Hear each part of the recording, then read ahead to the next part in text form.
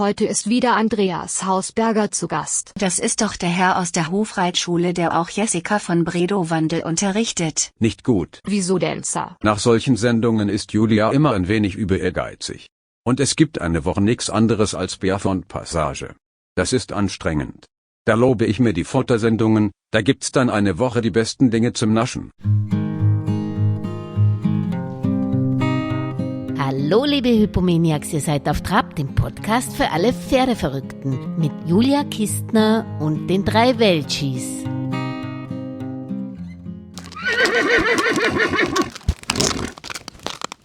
Grüß Gott, Frau Kistner. Grüße, Herr Hausberger. Es freut mich wirklich riesig, dass ich Sie wieder auf Trab habe nach so langer Zeit und dann auch noch mit so einem tollen Thema, A Riding Star Was Born. Aber ich würde natürlich gern mal wissen, wie es Ihnen geht. Geht's Ihnen gut?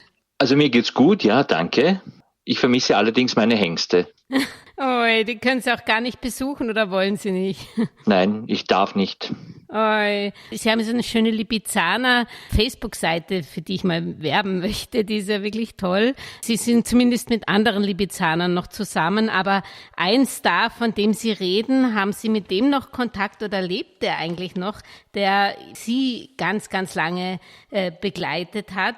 Conversano Dagmar. Der lebt genau, noch. Der lebt noch und ist 35. Wahnsinn, ja, weil ich habe ein Pferd mit 26 im Stall und ich weiß, was das heißt. Also ich wäre froh, wenn sie 35 wird, wirklich toll. Also da sieht man eben die gute Pflege durch sie, ja. Und das ist sicherlich schon ein Aspekt, wie ein Star geboren wird. Also darum würde ich eben gern mit Ihnen sprechen, weil Sie so viel Erfahrung haben. Wie schafft es ein Pferd und auch der Reiter bis in die Königsklasse vorzudringen? Also sei es in der klassischen Reitkunst, so wie bei Ihnen die Hohe Schule, oder auch im Sport, im Dressursport, wie Ihre Schülerin, die mehrfache Olympiasiegerin und deutsche Meisterin, Weltmeisterin Jessica von Bredowandel, beziehungsweise Sie selbst. Wie schafft man so weit zu kommen? Ja? Da würde ich eben einmal am Anfang mal der erfolgreiche Reiter das unterteilen und dann das erfolgreiche Pferd. Aber vielleicht könnten Sie noch mal zu den vielen neuen Auf-Trab-Hörerinnen noch mal ganz kurz erklären, auch wenn man sie gut kennt, Ihre eigene persönliche Pferdestory. Ja, also ich bin 1965 geboren, bin auf dem Gestüt meiner Eltern aufgewachsen und im Alter von 7 Jahren haben wir unsere ersten Pferde bekommen. Das heißt, meine Eltern haben sich Haflinger gekauft und da durften wir dann reiten, mein Bruder und ich. Mein Bruder ist übrigens auch Profireiter. Die ganze Familie reitet, aber mein Bruder und ich haben das Reiten eben zum Beruf gemacht. Und so ist in uns dann, so im Alter zwischen 13 und 14 Jahren, ist in uns dann der Wunsch geboren, dass wir eben etwas mit Pferden beruflich zu tun haben möchten. Und was liegt dann nahe, in Österreich sich eben in der besten Reitschule der Welt, in der spanischen Hofreitschule zu bewerben. Das habe ich dann gemacht im Alter von 16 Jahren, nachdem ich meine Pflichtschule absolviert habe. Und man hat mich nicht genommen. Das war dann natürlich ein Rückschlag für mich und es war natürlich sehr traurig, wollte aber unbedingt was mit Pferden machen. Und so habe ich mich damals, 1981, in der Bundesanstalt für Pferdezucht in Stadelpaura beworben und bin dann für 3 Jahre nach Stadelpaura gegangen, weil eben in der spanischen Hofreitschule kein Platz für mich war. Habe mich aber jedes Jahr wieder beworben, bis im Alter von 18 Jahren und jedes Jahr habe ich eine Absage bekommen. Also 3 Jahre hintereinander eine Absage. Wie ich dann 19 war, habe ich es dann aufgegeben und habe gesagt, ja, ich bin in einem Gestüt und da werde ich bleiben jetzt und da möchte ich meine Ausbildung machen und so weiter. Und im Alter von 19 Jahren hat dann die Sekretärin des Direktors der spanischen Hofreitschule, Frau Eichinger damals, meine Mutter angerufen. Ich war damals nicht zu Hause, ich war ja in Oberösterreich, ich bin ja in Niederösterreich aufgewachsen, und hat meine Mutter gefragt, ob ich noch Interesse hätte an der spanischen Hofreitschule. Und meine Mutter in meiner Abwesenheit zu meinem Glück hat gesagt, ja, er hat noch Interesse. Und dann bin ich eben zum Vorreiten eingeladen worden und bin dann 1984 in die spanische Hofreitschule eingetreten und habe dann die Laufbahn durchgemacht, Eleve, Bereiter, Anwärter, Bereiter und eben 2007 wurde ich zum Oberbereiter ernannt.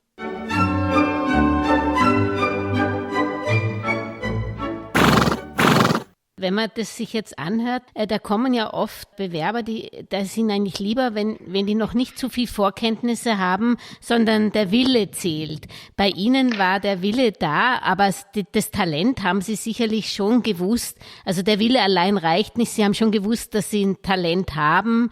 Oder wann haben Sie das eigentlich erkannt, dass Sie ein Reittalent haben? Es reicht weder Talent noch Wille voneinander unabhängig, es reicht nicht. Also wenn man Talent hat, muss man den Willen auch haben, die Ausbildung durchzustehen. Ja, die Ausbildung ist wahnsinnig hart, man reitet viel, aber natürlich das Schwierigste daran ist, dass man nicht nur alleine ist an der Hofreitschule, um ausgebildet zu werden, sondern da gibt es ja viele Eleven. Zu meiner Zeit waren es 7.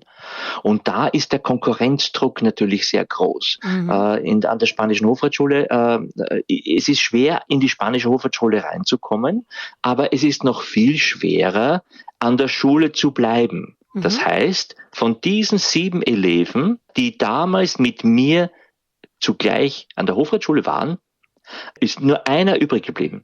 Verstehen Sie? Von den 7. Also die Dropout-Rate ist 80-90%. Nur die Besten der Besten schaffen es bis zum Bereiter. Also das heißt, das ist wie so eine Pyramide, in jeder Stufe wird ausgesiebt, also nicht jeder wird Eleve und dann wird nicht jeder Bereiter und schon gar nicht Oberbereiter, oder? So genau, von den Eleven wird nicht jeder Bereiter Anwärter. Und von den Bereiter-Anwärtern wird nicht jeder Bereiter und von den Bereitern wird nicht jeder Oberbereiter. Ich sage jetzt Bereiter, beziehungsweise mittlerweile sind ja Gott sei Dank auch Frauen an der spanischen Hofreitschule, das müsste man gendern und müsste BereiterInnen sagen dann. Das stimmt, ja. Und man muss sich aber auf alle Fälle, die Reitkunst alleine reicht nicht, man muss sich dies auch erarbeiten. Vollkommen richtig. Also ich gehe noch einmal zu diesen 7 Eleven zurück damals. Damals waren ja nur männliche Eleven zugelassen an der Hofreitschule, beziehungsweise es waren nur männliche Eleven da, ja. Unter diesen 7, da gab es mehrere mit viel, viel Talent, ja. Nur der Wille und die Hingabe zu diesem Beruf hat da gefehlt, ja. Und natürlich auch das Durchhaltevermögen. Wie gesagt, die Ausbildung ist nicht einfach, ja. Und da braucht es eben vieles, nicht nur an Talent, sondern auch an Durchhaltevermögen, an Hingabe und so weiter, ja. Also wenn ich denke, wie lange ich schon reite, dann fehlt mir offenbar das Talent, weil der Wille ist da. Aber da gehen wir mal zu Ihrer Schülerin, auch die Jessica von Bredow-Werndl, ist sicher ein Ausnahmetalent. Was gehört denn dazu? Ja, genau das, wovon ich eben gesprochen habe, nur eben nicht an der spanischen Hofreitschule. Jessica von Bredow-Werndl und ihr Bruder Benjamin sind natürlich 2 begabte, begnadete Reiter, die auch im richtigen System gelandet sind. Verstehen Sie? Jessica und Benjamin hatten ja, wie sie noch, bevor sie mit mir zu arbeiten begonnen haben, haben sie ja mit einem anderen Reitlehrer gearbeitet, ja, dem Stefan Münch. Und dieser Stefan Münch hat ihnen auch schon das Handwerkzeug mitgegeben, das sie später dann in ihrer Laufbahn bis zur Olympiasiegerin dann angewendet haben. Ja? Also ich muss sagen, der Stefan Münch ist für mich auch immer noch ein Vorbild, weil er die beiden Kinder einfach großartig hingesetzt hat und ihnen die Grundausbildung gegeben hat, die sie dann brauchen. Ich habe natürlich dann, wie ich dann vor 20 Jahren dann zu den Werndls kam, habe natürlich dann darauf aufgebaut. Ich habe mein Wissen von der Hofreitschule angewendet dort im täglichen Training und habe dann die beiden Kinder ebenso jahrelang dorthin geführt, wo sie sein wollten, nämlich an die Weltspitze. Da sind Sie praktisch zu denen auf Ihren Hof oder wie kann man sich das vorstellen? Oder kommen die im Urlaub zu Ihnen und trainieren? Das muss ja ein regelmäßiges Training gewesen sein. Genau, richtig. Richtig, also wir haben das zweimal also am Anfang einmal pro Monat, vor der Olympiade dann öfter und jetzt auch öfter, weil ich mehr Zeit habe. Aber dann bin ich hingefahren nach der Vorstellung, habe dann am Montagvormittag dort trainiert mit den Kindern und mit den Pferden, ja, und bin dann wieder nach Wien gefahren und das habe ich wiederholt. Jessica und Benjamin haben eben meiner Methode, der klassischen Methode, vertraut. Was ja damals nicht so einfach war. Verstehen Sie? Damals gab es die Meinung in der Dressur, in der Sportreiterei, ja, dass die spanische Hofreitschule etwas Museales, etwas verstaubt ist. Ja. Und trotzdem hat die Familie Werndl gesagt, nein, das passt, bitte Andreas, hilf uns.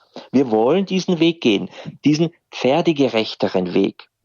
Ich muss Ihnen dazu sagen, Jessica und Benjamin sind ja auch, weil sie einfach Tiere sehr lieben, vegan. Sie ernähren sich und leben vegan, ja, aus Gründen der Tierliebe, den Tieren zuliebe, ja.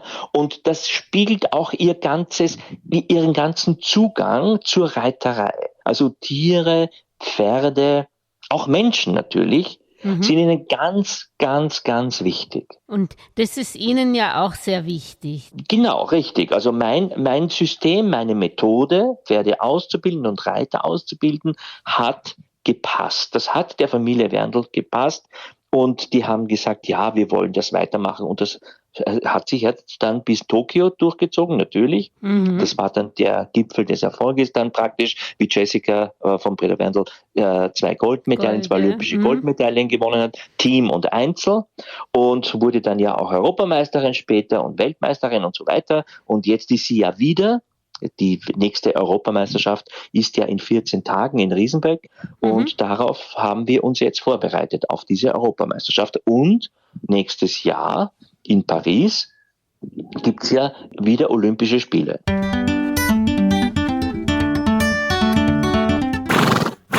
Genau, das ist etwas, uns alle interessiert, Ihre Methode, das Training einer Spitzensportlerin. Was glauben Sie, ist denn bei Ihnen so anders, beziehungsweise können Sie einfach mal so eine Trainingseinheit beschreiben? Grundsätzlich sage ich und sagen wir, Jessica, Benjamin und ich, das Pferd bestimmt das Tempo der Ausbildung. Wir nehmen uns Zeit, aber wir verschwenden keine Zeit. Verstehen Sie? Und darauf ist alles ausgerichtet. Es geht natürlich auch darum, dass man Höchstnoten bekommt für die eine oder andere Lektion, ja, dass man sie in höchster Perfektion und höchstmöglicher Leichtigkeit mit korrektem Sitz der Reiterin oder des Reiters vorstellt und präsentiert. Und nur darum geht es. Uns geht es nicht wirklich darum, dass man da jetzt eine Show macht, beziehungsweise unbedingt um ein Turnier zu reiten, sondern mit dem Pferd eine Partnerschaft bildet und das auch so präsentiert. Und deswegen gibt es die Höchstnoten für Jessica, weil, wenn man ihr zuschaut, und viele Zuhörer haben das auch schon gesehen, die sagen, ja, das ist stimmig, das ist harmonisch, das ist leicht, das ist nicht forciert, nicht gequält, nicht herausgepresst, das ist spielerisch, wie man sich eine Partnerschaft auf dem Parkett vorstellt. Also das würde ja jeder ambitionierte Freizeitreiter und Pferdeliebhaber auch machen, aber er schafft es nicht. Machen Sie da eigentlich auch mit den beiden mentales Training oder übt man dann praktisch eine Lektion, wenn die nicht geht, lässt man die aus, damit man das Pferd praktisch Spaß weiter hat, oder ist eine gewisse Disziplin vom Pferd trotzdem erwünscht, dass man da trotzdem die Aufgaben macht, die es auch weniger gern macht, oder wie funktioniert es, dass man so eine Harmonie zusammenbekommt? Schauen Sie, wenn wir arbeiten, natürlich konzentrieren wir uns aufs Pferd, aber ich konzentriere mich auch auf den Reiter, dass der Reiter ordentlich sitzt. Das ist mal die Grundvoraussetzung, damit man ordentlich einwirken kann. Und einwirken heißt ja kommunizieren mit dem Pferd. Das heißt, dass man korrekt mit dem Pferd kommunizieren kann. Ja, dann ist natürlich auch das System, das ich gelernt habe, an der spanischen Hofreitschule angewendet worden, nämlich, dass man die Ausbildungsstufen einhält. Ja, die Ausbildungsstufen des Pferdes, von der Remontenschule über die Kampagneschule zur Hohen Schule. Im Dressursport nennt man das etwas anders, da ist das dann die Ausbildungsskala. Ja, aber genau das haben wir eingehalten. Wir beginnen sehr früh mit den Lektionen, aber lassen den Pferden sehr lange Zeit, über Jahre, bis diese oder jene Lektion perfektioniert ist. Das ist eigentlich das Grundprinzip unserer Ausbildung. Früh beginnen, vom Leichten zum Schweren, aber lange Zeit lassen, sehr lange Zeit. Und das hat funktioniert bei jedem Pferd bisher. Ja, und wie stelle ich mir das vor? Sie sind der Trainer oder der Reitlehrer oder tun Sie auch die Pferde selber reiten oder ist es so wie in der Hofreitschule, da hat jeder sein Hengst und da darf kein anderer drauf? Nein, ich reite nicht. Ich reite nicht, wenn ich bei Familie Werndl bin, aber ich arbeite die Pferde an der Hand auch. Ja? Ich unterrichte nicht nur, sondern ich arbeite die Pferde an der Hand. Das heißt, ich bereite sie vor für die Piaffe oder wenn die dann länger an der Hand arbeiten, dann führe ich die Piaffe an der Hand aus. Ja? Damit sie dann eben für das Reitergewicht vorbereitet werden, damit sie dann spielerisch diese schwere Lektion erlernen. Es gibt ja keine schwerere Lektion als die Piaffe, die Passage, die Galopppirouetten und die Einerwechsel. Ja? Das sind so die schwersten Lektionen einer Dressurprüfung im Grand Prix. Und die lernen Sie dem Pferd erst an der Hand? Ich lerne dem Pferd nur die Piaffe an der Hand. Die Passage wird unterm Sattel erlernt, denn die Voraussetzung für die Passage ist, dass das Pferd einen bestimmten Versammlungsgrad im Trab erreicht hat. Das ist wichtig. Okay, und das geht natürlich nur mit Hilfen vom Reiter von oben, das ist klar. Genau, richtig. Der Reiter muss das Pferd versammeln und ich helfe dann von unten, die Passage zu entwickeln. Das heißt, dass sie ausdrucksvoller wird, dass sie aktiver wird, dass die Hinterhand aktiv bleibt, dass die Haltung des Pferdes aufrecht und hoch bleibt. Ja. Ich muss auch dazu sagen, ja, wir reiten die Pferde auch lang und tief. Denn ein Pferd, das aufgerichtet wird, kann das ja nicht durchhalten sehr, sehr lange. Ja, da muss man ja wieder entspannen dazwischen und muss wieder die Zügel aus der Hand kauen lassen und muss wieder zum Leichtreiten übergehen oder zum Galopp vorwärts, abwärts übergehen, zum Arbeitsgalopp, auch im leichten Sitz und ein paar Runden in der Reitbahn galoppieren. Und Jessica von Bredow Werndl haben den Vorteil, dass sie auch noch eine Galoppierbahn haben. So gehen sie dann nach dem Arbeiten, wenn das Pferd höchst versammelt war, gehen sie dann auf die Galoppierbahn und lassen das Pferd ausstrecken und im Arbeitsgalopp in ganz langem Rahmen vorwärts galoppieren, damit auch dann noch die Lungen erweitert werden.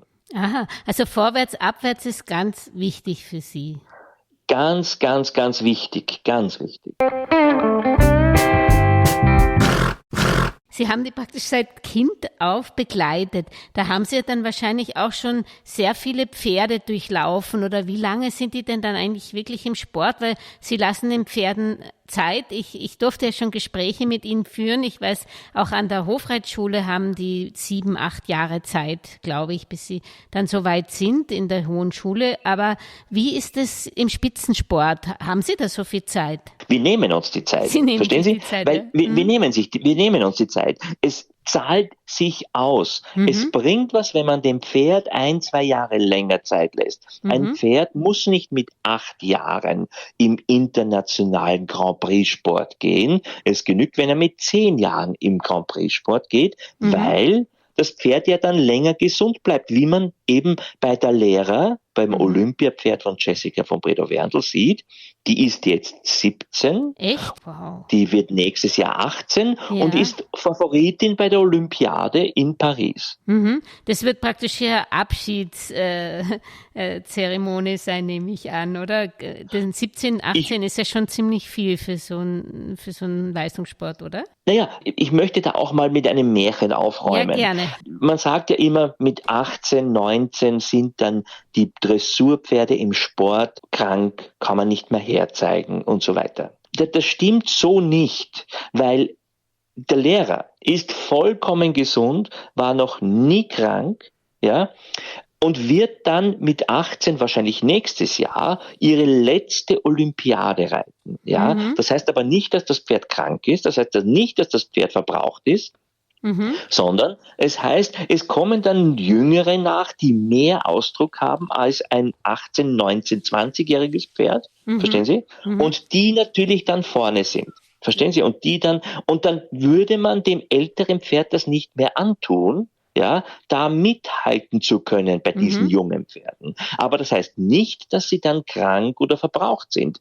Ich sehe ja jedes Mal, wenn ich dort bin, Jessicas erstes Pferd, den Hengst Une, ja, also der geht nach wie vor, wird der geritten, ist kerngesund und ist mittlerweile 24 Jahre alt. Toll, Verstehen Sie? Also der könnte noch Turniere gehen. Nur, er würde dann nicht mehr sehr hoch platziert werden, weil er eben an Ausdruck gegenüber den jüngeren Pferden verloren hat. Aber das heißt, das Pferd ist kerngesund, fit, wird jeden Tag geritten, auch von jungen Reitern mittlerweile, von Nachwuchsreitern. Also dieses Märchen ist oft nicht richtig. Ja, es gibt Reiter oder es gibt Ausbildungsmethoden, ja, die nicht, sag ich jetzt mal, nicht so vorteilhaft sind, um ein Pferd gesund zu halten. Also da geht es in ein bisschen den Pferden wie den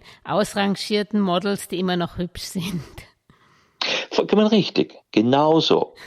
Gut, jetzt merkt man schon, wo Ihr Herz schlägt für das Pferd. Wir sind nämlich schon mitten beim erfolgreichen Pferd. Ich würde aber gern nochmal zurückkommen zum erfolgreichen Reiter und zu meiner Frage, was machen denn die meisten Reiter falsch, dass sie keinen reiterlichen oder sogar sportlichen Erfolg haben, aber auch reiterlichen, auch wenn sie sehr an ihren Sitz arbeiten, aber sie schaffen sich nicht wesentlich zu verbessern. Ist das falsche Training Ihrer Meinung nach oder liegt es dann doch am Talent? Da gibt's auch wieder viele, viele Ursachen, warum nichts weitergeht. Vielleicht, weil man im falschen System gefangen ist oder weil vielleicht gar kein System da ist. Verstehen Sie, wie man systematisch vorgeht, sage ich jetzt, an die Weltspitze zu kommen. Viele wollen ja nicht an die Weltspitze kommen, sie wollen einfach nur besser werden. Verstehen Sie? Und da mangelt es oft am System. Welches System schlage ich ein? Welchen Reitlehrer frage ich um Rat? Wer kann mir helfen? Von wem lasse ich mir helfen? Und natürlich muss ich mich richtig beraten lassen und dann muss ich auch Kontinuität zeigen. Ich muss dann auch Durchhaltevermögen in diesem System dann zeigen. Verstehen Sie? Auch wenn es vielleicht dann Unkenrufe gibt, wie das auch bei Jessica und Benjamin der Fall war, dass die gesagt haben, Hofreitschule, das ist verstaubt, das ist museal, das wird dich nicht an die Weltspitze bringen und so weiter. Aber nein, sie haben das durchgehalten, sie haben das durchgezogen. Und haben gesagt, nein, das ist das System für uns und für unsere Pferde. Aber bis man an die Spitze kommt oder bis man Oberbereiter wird, ist es vielleicht auch so, dass man sich zu wenig Zwischenziele als Reiter setzt? Oder bei der Hofreitschule zum Beispiel ist es ja ganz einfach, da wird man ja durch das System weitergereicht und tut sich auch immer wieder fordern. Aber vielleicht ist das auch das Problem beim Stagnieren, dass man seine Fortschritte nicht wirklich überprüfen kann oder auch nicht weitergeht dann. Oder wie könnte man... Na klar, natürlich. Die Hofreitschule ist natürlich ein abgeschlossenes System. Da kommt man von außen als Reiter schwer rein. Aber man kann ja durch diese Ausbildungsskala, nicht nur beim Pferd, man kann ja auch beim Reiter, gibt es ja verschiedene Stufen, verschiedene Lizenzformen, kann man sich ja sein Können abfragen lassen. Das ist ja möglich. Ja? Und wenn man einen guten Trainer hat, sagt einem der schon, pass auf, du stehst da, du müsstest eigentlich dort sein oder ich möchte dich dorthin bringen. Ja? Gehen wir gemeinsam diesen Weg und schauen wir, dass wir durch harte Arbeit, dorthin kommen, wo wir eigentlich oder wo du sein möchtest. Ja, aber da braucht es eben ein System und dem muss man auch dann vertrauen, diesem System. Das heißt, es macht durchaus auch als ambitionierter Freizeitreiter Sinn, sich gewisse Turnierlevels eben zu erarbeiten, um sich auch zu fordern? Als Freizeitreiter ist es wichtig, dass man auch einen guten Reitlehrer oder eine gute Reitlehrerin hat, ja, die systematisch vorgeht, ja, und da auch wirklich dann dran bleibt. Da muss man nicht unbedingt Turniere gehen, aber man kann schon einmal so ein bisschen einen kleinen Bewerb reiten, vielleicht einmal ein Hausturnier, wo ein Laienrichter eingeladen wird und so weiter, wo man sich dann auch einmal präsentieren kann und auch einmal beurteilt wird.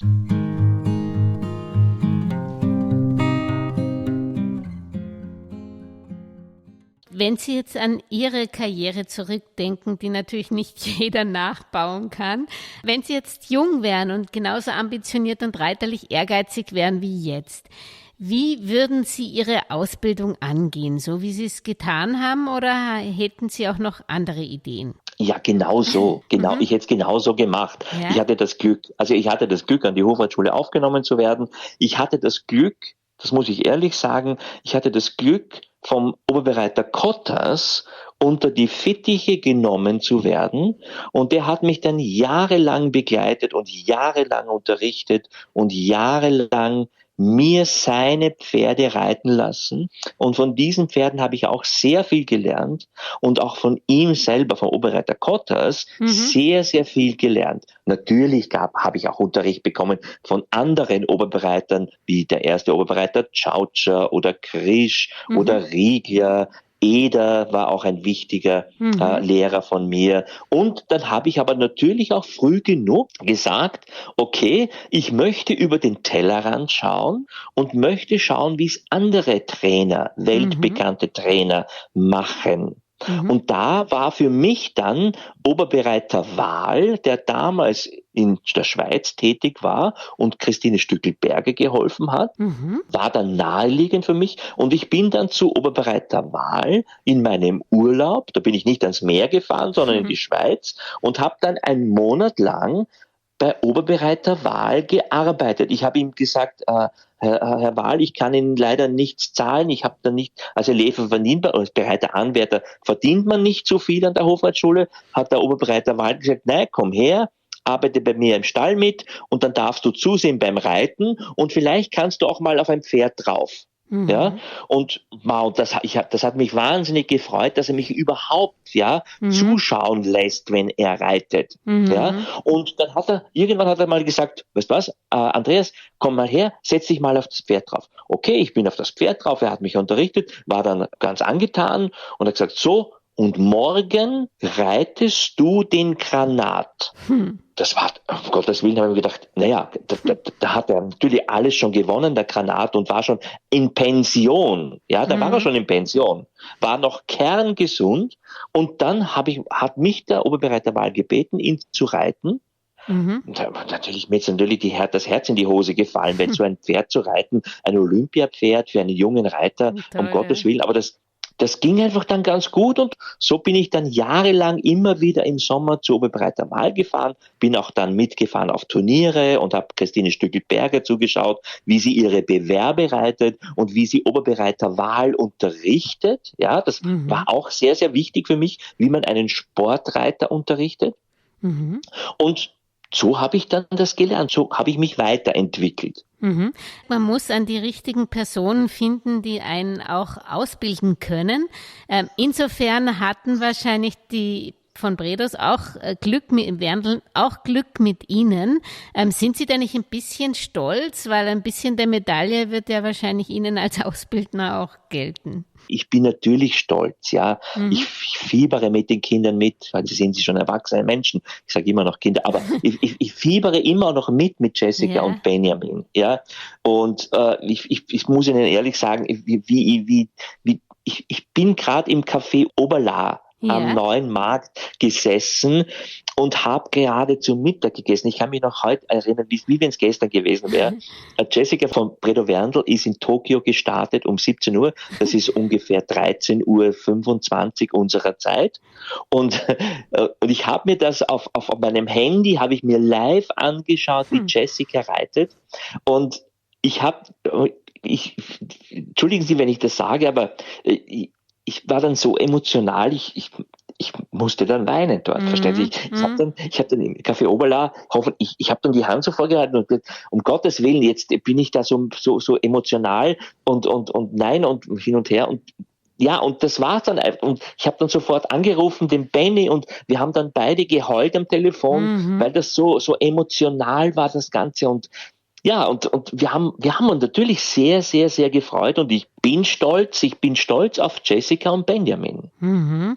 Und sind Sie ja nicht dann froh, dass Sie jetzt ein bisschen mehr Zeit für Sie haben, oder haben Sie jetzt so viele Projekte? Sie haben ja tolle Sachen. Sie sind ja in Südafrika, haben Sie auch zum Ausbilden, sind Sie hingegangen zu den Lipizanern. Sie haben ja so viele Möglichkeiten, oder kommen Sie da jetzt fast in Stress, oder freuen Sie sich, dass Sie da mehr Zeit haben für die beiden? Nein, ich freue mich, dass ich für Jessica und Benjamin mehr Zeit habe. Ich war ja, wie Sie richtig sagen, ich war ja in Südafrika jahrelang im Lipizzaner Center in Johannesburg, und ich war auch im Süden von Chile. Da gibt's auch eine Lipizzaner Schule, die machen auch Vorstellungen, im Gestüt Tronador, ganz im Süden von Chile. Und da war ich auch unterrichten und habe denen auch geholfen. Und in Temple Farms in Illinois, in der USA, gibt's auch eine Reitschule mit Lipizzanern, da war ich auch. Erstmal Gratulation zu all dem, und wie gesagt, wenn ich mir die anschaue, dann habe ich sie immer im Hintergrund, wie sie die ausbilden. Also wirklich toll von beiden Seiten, wenn man die Möglichkeit hat, und dann natürlich das Talent und dann natürlich die Pferde dazu. Und da sind wir schon beim erfolgreichen Pferd. Es gibt sicherlich gewisse Pferderassen oder Zuchtlinien, die erfolgsversprechender sind. Oder wie sehen Sie das? Auf was achten Sie beim Exterieur eines Pferdes? Grundsätzlich möchte ich vorausschicken, jedes Pferd, kann hohe Lektionen erlernen, wie eine Piaffe und eine Passage, eine Galopppirouette, starken Trab und so weiter. Das heißt aber nicht, dass jedes Pferd die Höchstnoten bekommt für seine Piaffe, seine Passage oder seine Pirouetten. Verstehen Sie, das muss ich schon einmal voraussetzen. Da braucht es schon etwas, das das Pferd mitbringen muss. Das kann man nicht ausbilden. Wir arbeiten ja viele Pferde in Aubenhausen bei Jessica und Benjamin. Und da stellt man sich natürlich auch immer wieder die Frage, welches Pferd hat Potenzial, Nachfolger von Dalera oder Famoso, dem Pferd von Benjamin, zu werden. Und da trennt sich dann die Spreu vom Weizen. Verstehen Sie? Da muss das Pferd dann schon bestimmte Voraussetzungen haben, um auch dann an die Weltspitze zu kommen. Und exterieurmäßig, das sage ich immer wieder, das Pferd muss gehfreudig, es ist mehr Interieur als Exterieur. Das Pferd muss gehfreudig sein, es muss Leistungsbereitschaft mitbringen, es muss den Menschen als Partner, als Freund anerkennen, es muss den Menschen als Alpha-Tier anerkennen, weil ich forme wenn ich mit Pferden arbeite oder wenn ein Reiter mit seinem Pferd arbeitet, eine Mini-Herde. Und da ist der Mensch das Alpha-Tier. Ich muss auch dazu sagen, es lassen sich ja nur Herdentiere ausbilden. Egal welche Dressur das ist. Ob das jetzt im Zirkus ist oder im Reitsport, es lassen sich nur Herdentiere ausbilden. Die eben dann wo man dann mit dem Pferd, mit dem Tier eine kleine Herde bildet. Und so funktioniert das. Okay. Und weil Sie vorhin bei Emotionen waren, ich fand es sehr berührend auf Ihrem Facebook-Kanal, wo Sie ein Foto gepostet haben vom Conversano Dagmar, wie er jetzt ausschaut, und also wirklich toll im hohen Alter. War er ja noch mit 26 mit Ihnen, glaube ich, auf Europatournee und aufgetreten. Genau. Und jetzt haben Sie gesagt, er ist 35. Genau. Was hat dieses Pferd, abgesehen davon, dass sie natürlich das so lang ihr Begleiter war, aber was hat dieses Pferd so ausgemacht? Also was war der Erfolgsfaktor dieses Pferdes? Der Conversano Dagmar war das zweite Pferd, das ich an der Spanischen Hofreitschule zur Ausbildung bekommen habe. Das erste Pferd war der Conversano Isabella, das zweite Pferd war der Conversano Dagmar. Der Conversano Dagmar war damals in seinem Jahrgang das kleinste Pferd, das wir hatten. Der Conversano Dagmar war überhaupt der kleinste Lipizzaner, der jemals an der Spanischen Hofreitschule war. Vielleicht war das auch einer der Gründe, warum er so alt wird. Weil große, grobschlachtige Pferde tun sich natürlich schwerer, gesund zu bleiben. Ja, auch mit einer korrekten Ausbildungsmethode. Aber Conversano Dagmar war immer drahtig. Also ein ganz drahtiger, abgedrehter, im positiven Sinn abgedrehter, ganz agiler, ein Springginkel. Verstehen Sie? So auf Wienerisch gesagt. Das war immer so ein Springginkel. So, der war jetzt nicht der Leithengst in seiner Gruppe, aber er war immer frech. Er hat den Leithengst immer so ein bisschen segiert. Der Leithengst, ich kann mich noch erinnern, wie die Gruppe nach Wien, von Piber nach Wien gekommen ist. Und damals haben wir ja noch die Hengste in der Winterreitschule laufen gelassen, wenn sie aus Piber kommen im Februar, damit sie bewegt werden. Und natürlich sieht man da, wenn so 6, 7, 8 Hengste dann laufen gemeinsam in der Winterreitschule, sieht man dann, wer der Leithengst ist und wer nicht. Und der Conversano Dagmar ist immer so als Zweiter gelaufen. Der war nie vorne, nie. Da vorne ist immer der starke Leithengst gelaufen, aber beim Galoppieren hat er immer so den Leithengst so ein bisschen reingebissen und so gezwickt und so weiter und gespielt und so. Aber er hat sich dann immer wieder auf die zweite Position zurückgezogen und der Leithengst ist vorne gegangen und da hat es nie Probleme gegeben. Ja? Und das charakterisiert ihn auch etwas. Er ist schon sehr kooperativ, hat aber schon seinen eigenen Kopf. Verstehen Sie? Er kann schon spielen und das ist ja auch wichtig, dass das Pferd Eigeninitiative ergreift und dass es dann kommt nämlich das Pferd zum Strahlen. Ja, ich darf Ihnen vielleicht schweife ich jetzt ein bisschen aus, aber das ist genau das ist ja auch, was der Lehrer und Jessica ausmachen. Ja. Der Lehrer darf Eigeninitiative ergreifen. Sie darf, ich sage immer so, sie darf atmen im Bewerb. Das heißt nicht, dass Pferde aufhören, im Bewerb zu atmen, aber das ist so im übertragenen Sinne. Verstehen Sie? Ja. Jessica kontrolliert nicht jeden Tritt von der Lehrer. Sie leitet sie. Ja, verstehen Sie? Sie führt sie. Aber der Lehrer darf strahlen. Sie darf atmen. Genauso ist es bei Conversano Dagmar gewesen. Ich konnte gar nicht jeden Tritt kontrollieren bei ihm. Ja, ich habe ihn einfach nur geführt und er hat gemacht. Das ist so wie beim Tanzen, nehme ich an. Also, dass man nicht zu stark führen muss, sondern der andere muss auch seinen Schritt machen dürfen. Na genau so. Nur dann kommt man nämlich zum Strahlen. Verstehen Sie? Dann kommen beide, der Reiter und das Pferd, zum Strahlen.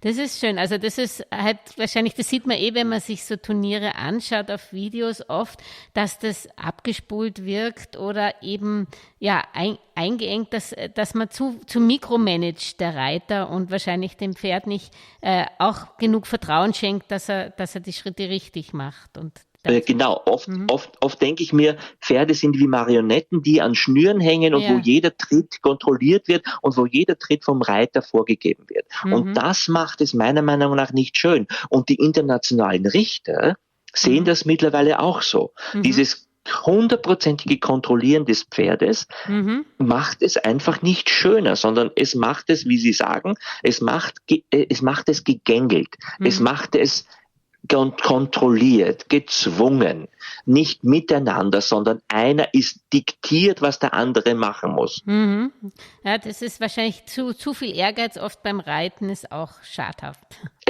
Das hat weniger mit Ehrgeiz zu tun, es hat mehr mit dem System zu tun. Verstehen Sie? Mit dem System, wie man Pferdeausbildung sieht. Okay, da sind wir wieder bei der Ausbildung von erfolgreichen Pferden. Sie haben das ja angesprochen, Sie lassen Zeit, und ich kann mich an früheren Gesprächen mit Ihnen erinnern, dass auch nicht jeder Hengst in der Hofreitschule zur Levade ausgebildet ist. Wie erkennt man denn als ambitionierter Pferdehalter oder auch Reitsportler, dass man seinen Vierbeuner nicht überfordert?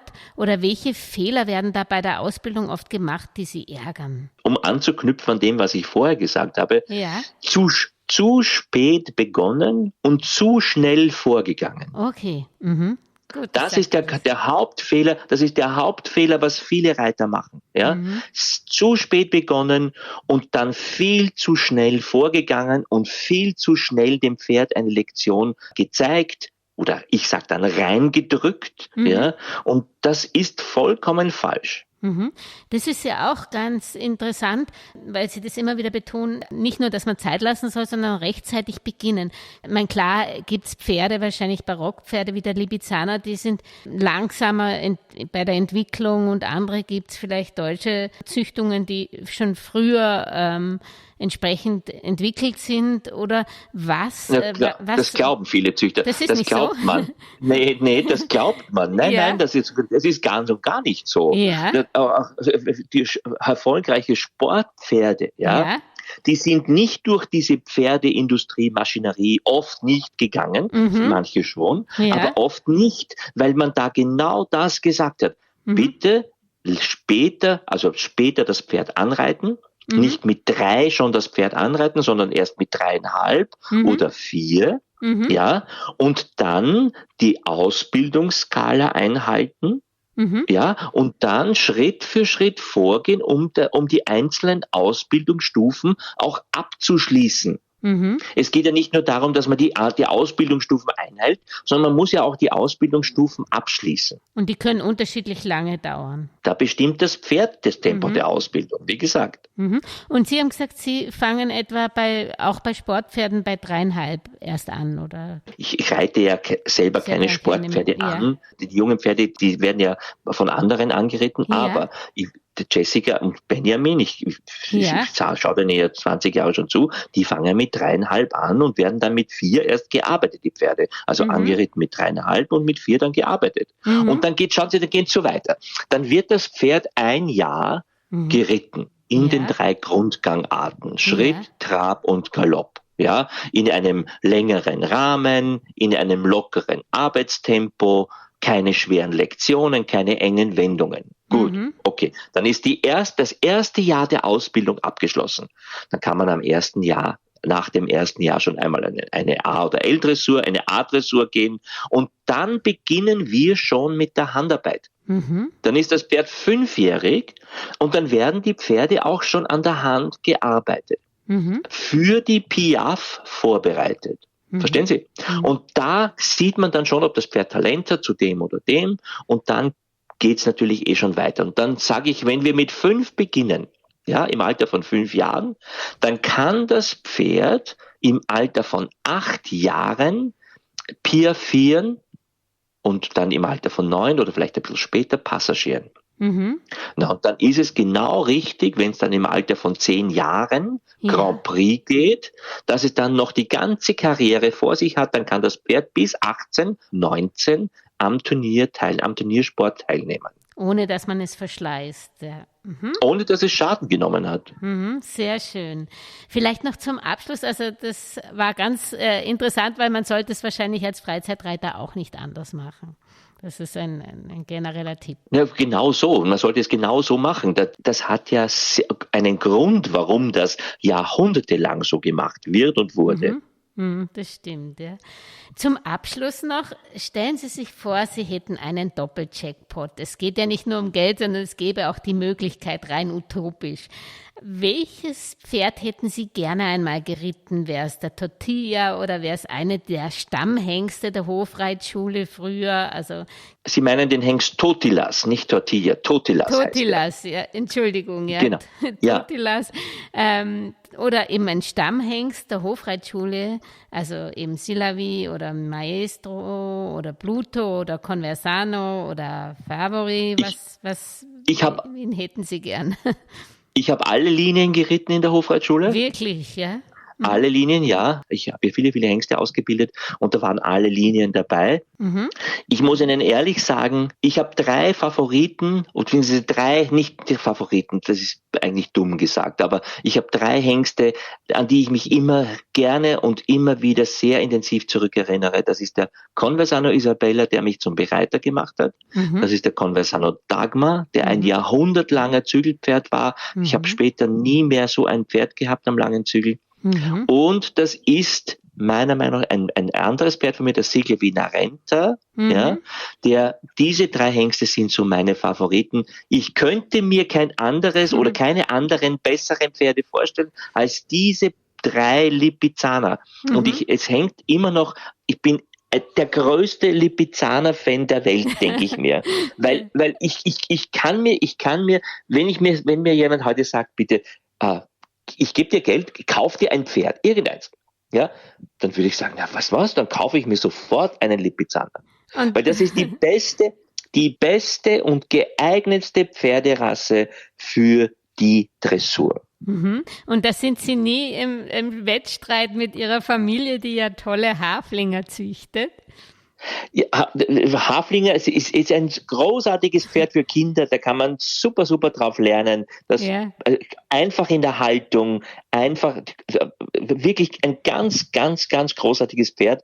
Mein Herz hängt an den Lipizzanern, denn diese Pferde, ich habe die jetzt 40 Jahre lang miterlebt und ausgebildet und mit ihnen gearbeitet und zusammengelebt und so weiter. Und dieses Pferd ist einfach ein großartiges Pferd. Und tut es Ihnen dann nicht weh, dass die eigentlich in der Sportklasse weniger vertreten sind, oder sind Sie dafür eigentlich nicht?